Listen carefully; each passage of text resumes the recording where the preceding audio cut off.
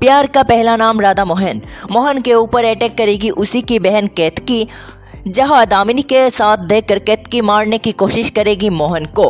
राधा अपने मोहन को बचा लेती है किसी तरह। बचाने के बाद जहां राधा सबूत पेश करने के लिए कोर्ट की ओर जाती है और मोहन बेहोश होता है, इसीलिए उसे डॉक्टर के पास भेजा जाता है।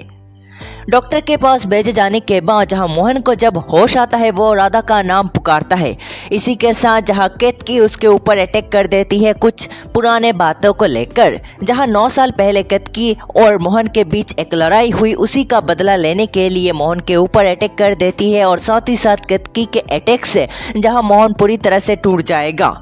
मोहन को नहीं पता केतकी किस बारे में बात कर रही है, वही वो उसे बताती है 9 साल पहले जहां मोहन के हाथों हुई थी एक गलती।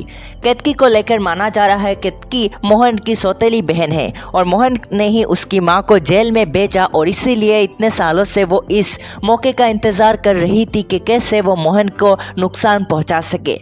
लेकिन वो कभी भी सामने आकर नुकसान नहीं पहुंचा पा रही थी, लेकिन अब उसके हाथ में मौका आ चुका है कि मोहन को वो नुकसान पहुंचा सके।